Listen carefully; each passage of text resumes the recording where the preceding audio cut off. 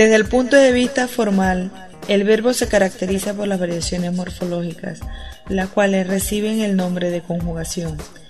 Estas reflejan los rasgos gramaticales o accidentes gramaticales que afectan el verbo. Entre ellos podemos mencionar que es afectado por el de tiempo, aspecto, modo y voz, que son rasgos propios del verbo. Los de persona son compartidos con los pronombres y los de número con el sustantivo y el adjetivo. Hay que recordar que el verbo carece de género excepto el participio. Las formas verbales constan de un lexema que fija el significado léxico y de formantes o morfemas constitutivos que expresan los rasgos gramaticales que les son propios. Entre el lexema y los formantes se sitúa la vocal temática que informa sobre la conjugación a la que pertenece el verbo.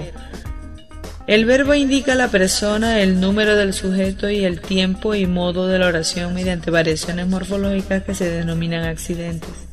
La voz, más que un accidente, es una construcción sintáctica propia del verbo, pues no hay forma simple de la voz pasiva, la que debe construirse mediante frases verbales, verbo auxiliar más participio. Ejemplo, fue barrido, o partícula se más forma activa. Ejemplo, se barrió. Recuerda que el tiempo y el modo son accidentes exclusivos del verbo. La persona dentro del verbo se puede clasificar en tres. La primera persona es quien habla, la segunda persona a quien se habla y la tercera persona, bueno, en el caso que no es ni la primera ni la segunda, sino la tercera.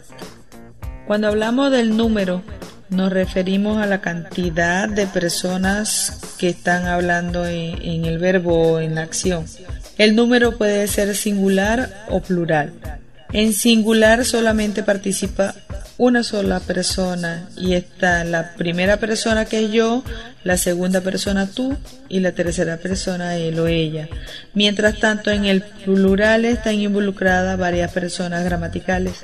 En la primera persona plural somos nosotros, la segunda persona vosotros y la tercera persona ellos o ellas. El tiempo expresa el acontecer del verbo en un eje imaginario del tiempo natural o real del hablante. La localización se realiza con respecto a un punto de referencia que puede ser el momento del discurso u otro. Indica la simultaneidad, anterioridad o posterioridad respecto a dicha referencia. La oposición básica se establece entre el presente, el pasado y el futuro, por lo que los tiempos verbales son fundamentalmente tres: el presente, el pasado o pretérito y el futuro.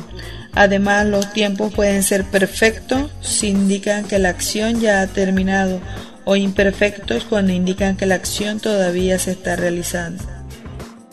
En este caso estamos viendo la clasificación de la Real Academia de la Lengua Española. En el tiempo simple lo clasifican en presente, pretérito imperfecto, pretérito perfecto simple, futuro y condicional. Mientras que el compuesto puede ser pretérito perfecto compuesto, pretérito pluscuamperfecto, pretérito anterior, futuro perfecto y condicional perfecto. Esto lo veremos en una clase posterior. El modo es la forma de expresar la acción o el hecho contenido en el infinitivo. El modo indica la actitud del hablante ante la acción o proceso que el verbo expresa. Esta puede ser presentada como un hecho cierto o bien considerada su realización como más o menos incierta, deseable, dudosa, entre otras. El modo constituye uno de los medios de expresar las modalidades oracionales y el tipo de comunicación establecida por el hablante con su interlocutor. Los modos verbales son tres. El indicativo. Cuando hablamos de modo indicativo es porque expresa la significación del verbo como realidad. Es una forma objetiva y real sin que el que la refiere tenga otra intención que enunciarla. Por ejemplo, sale todos los domingos, está paseando por el parque, vendrá más tarde. Hay una realidad en lo que se está diciendo. El modo subjuntivo expresa la acción contenida en el verbo, no como real, sino como posible, deseable, dudosa o cualquier matiz afectivo por parte de quien la refiere. Por ejemplo, si hubiera estudiado, hoy me lo sabría. El modo imperativo expresa mandato, ruego u orden. El hablante expresa su voluntad y espera que el oyente la ejecute.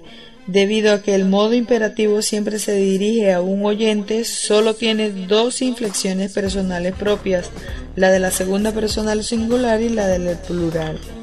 Como por ejemplo, paga tus deudas, abre la puerta, sal de aquí. La voz.